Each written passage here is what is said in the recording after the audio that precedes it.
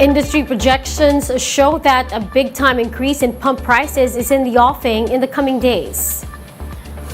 The PNP denies allegations of depriving former Senator Laila de Lima of her visitation rights. And the DSWD notes improvement in the second leg of educational aid distribution.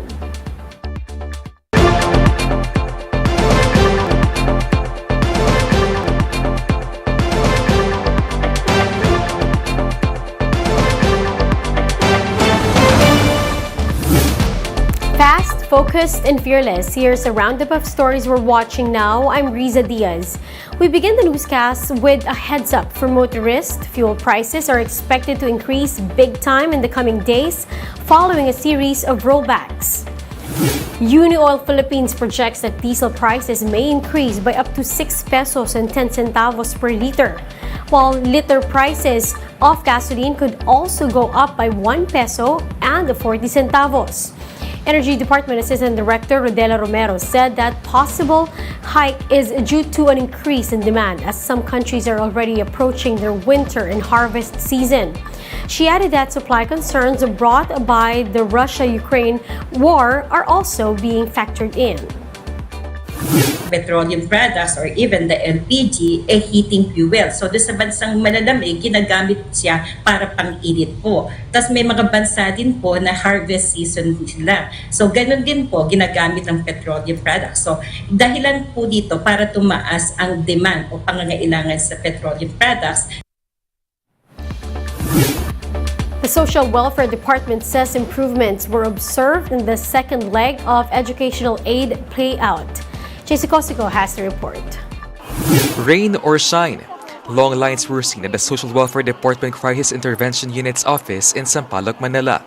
Some even lined up as early as Friday night in hopes of qualifying for educational aid. Pumila po ng maayos, magpa-xerox po, i-ready ang requirement. Pakisuot po ang face mask. But as expected, aantayin po natin ang ating text message para po sa ating schedule.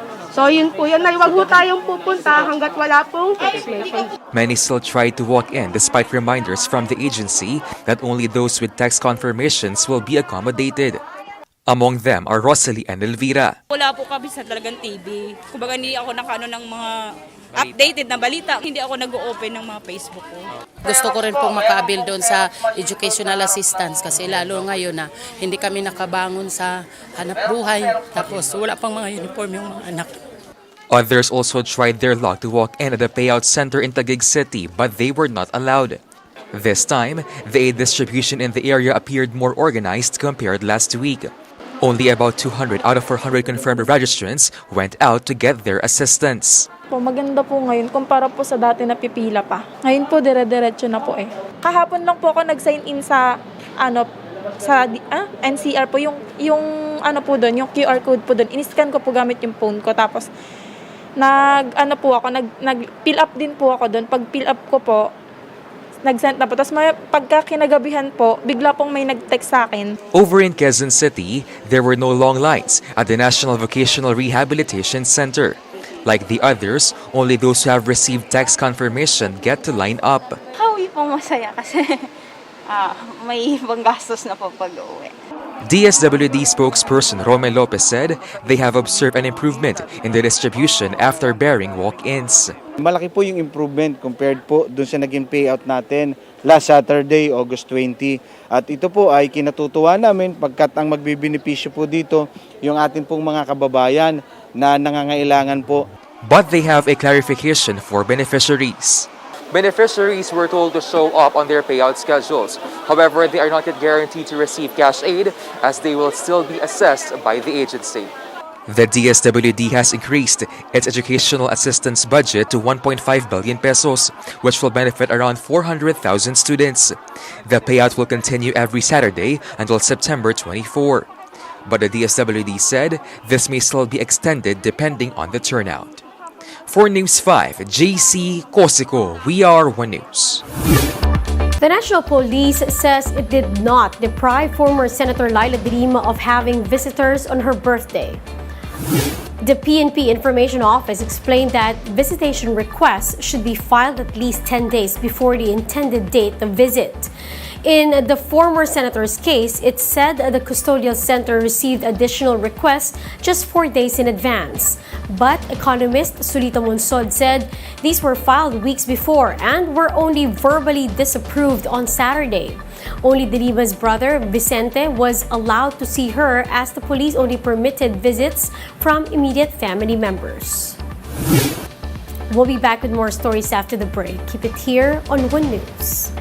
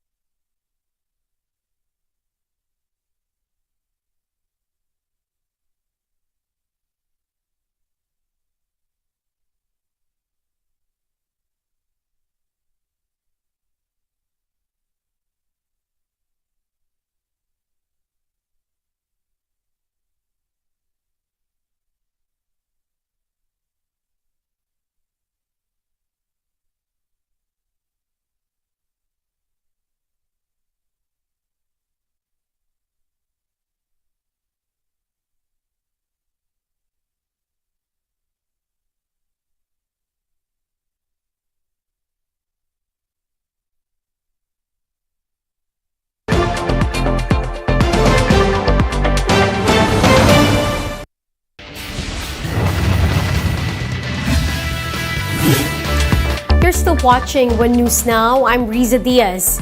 A day before Gilas Pilipinas clash versus Saudi Arabia, Utah Jazz star Jordan Clarkson paid a visit to the iconic tenement court in Taguig.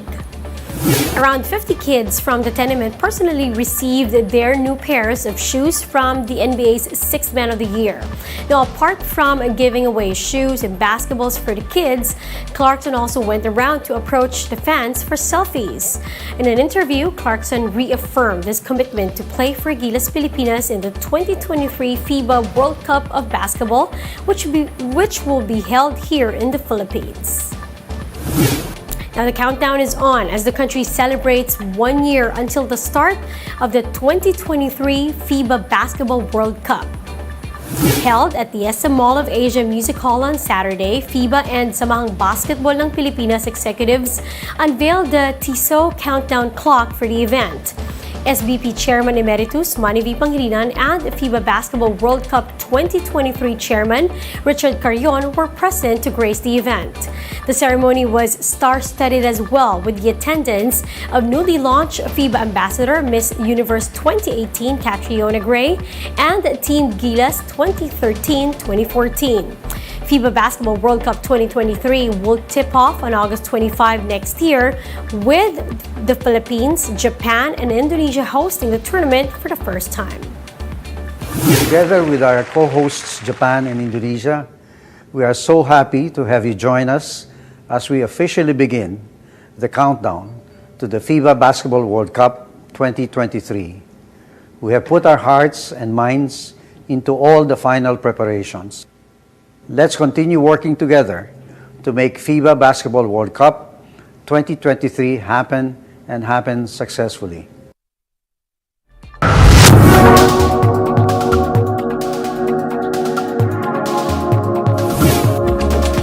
The reality of flying in an electric taxi is becoming more and more real as an airport in Singapore plans to have them operational as soon as 2024.